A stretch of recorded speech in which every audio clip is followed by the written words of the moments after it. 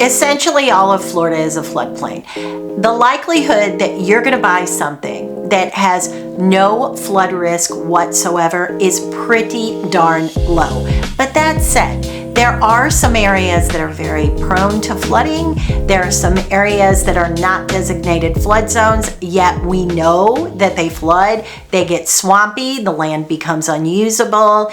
We're going to talk in this video about different floodplains and how you can avoid the trap of accidentally buying in an area that's going to flood. All right, up on my computer here, I have the FEMA map up. And that is a place that you are 100% going to want to get yourself familiar. I would suggest logging in. I'm going to go ahead and pop it up here now. There are many different flood zone determinations, and this is going to be the best place for you to look to just get a general idea and get started.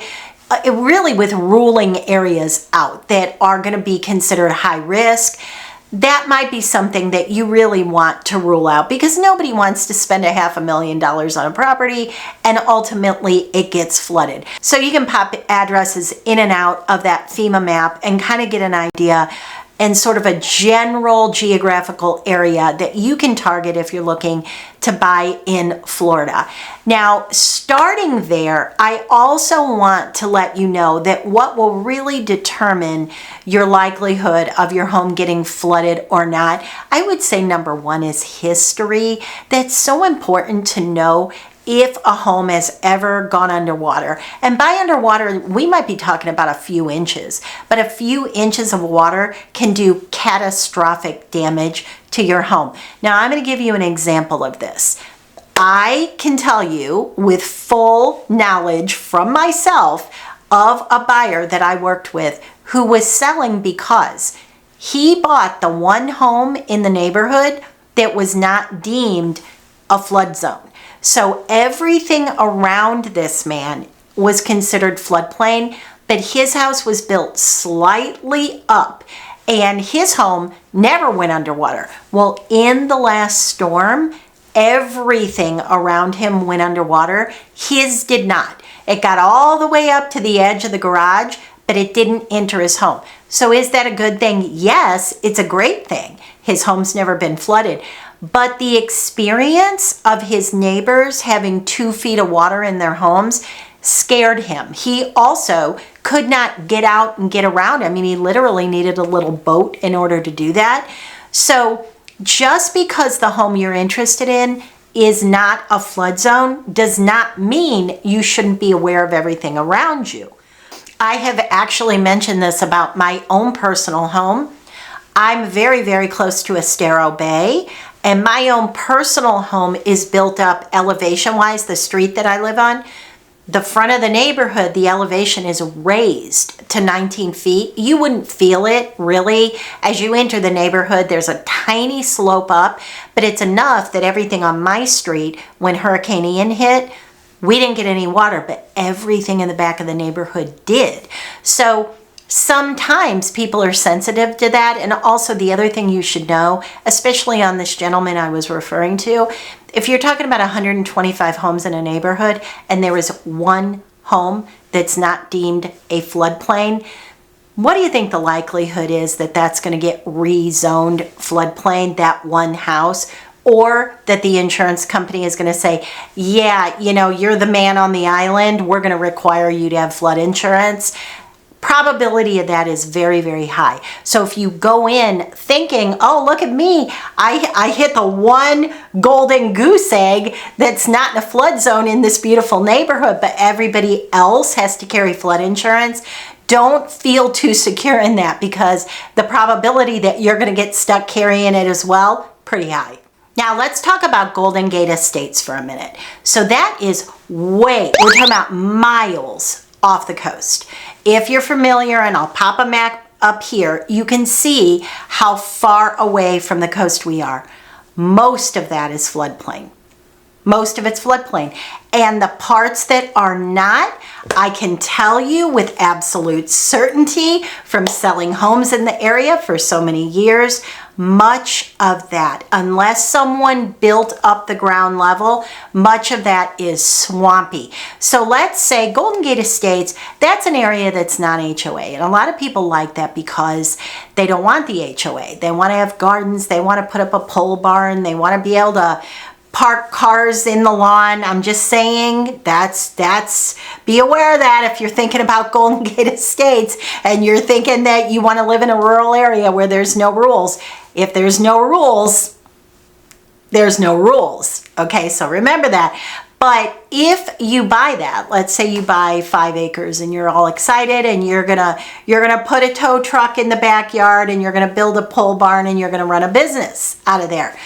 And it's deemed that it's not floodplain, and you buy it and you spend $800,000 on it and you're 15 miles off the coast. You're not worried about it at all. In fact, you don't even feel like you need storm protection. And then the first tropical storm comes through and the back 4 acres are underwater. That happens in that area a lot. The ground gets what we call swampy, and it is exactly what I'm saying. It is swampy land. You would not want to walk through it. Personally, I would never walk out that direction when I show property because you could have snakes. You could have, I'm telling you, this is the truth. Alligators, you can have all of that. It becomes swampland, and that might be somewhere that's not even deemed floodplain. So when you are thinking about buying in Florida, I just cannot stress this enough. I know I say it all the time. You have to have an agent that knows the area. Even myself, if I talk to you, many people call me, email me, text me from these videos. If you're looking in an area that I don't have very strong personal knowledge of, I will refer you to the best agent who can take care of you because of this exact reason. You could be an agent that, yes, you can get familiar with an area very quickly, but if you don't know the ins and outs of a specific area, you can create a problem for someone that you didn't even know existed. And that Golden Gate Estates, that is one of those things. I know which streets, which areas, which zones have a tendency to flood and which do not. There's also something called wetlands and uplands. All of these things are very, very important. And again, of course, the elevation. And the elevation, when you buy a home, you're going to have that done anyway. That's very important. The insurance company is going to have that. So all of these things will help you gauge if you want to go forward with the purchase or not. That's all part of your due diligence. But I don't want anyone to think that if you buy away from the coast, that it's a guarantee that you're not going to flood. You also have to remember sewers have flood problems. Naples Park is an area for years, now that's close to the water, but Naples Park had a lot of problems with flooding, not because of storm surge necessarily, but because of the sewers not being able to handle the water. So all of these things definitely play a part. And I would also mention, as an aside, you might in your mind be thinking, you know what? I don't care. I'm going to move to Florida and I am going to buy on the 10th floor of a high-rise. Well, I hear you and I get it, but keep in mind, I'm just going to give you an example. Hurricane Ian, the Beau Rivage along the Caloosahatchee, which is a lovely community, the towers that sit next to it, Riviera, all of these high-rises that are well above 10 stories high.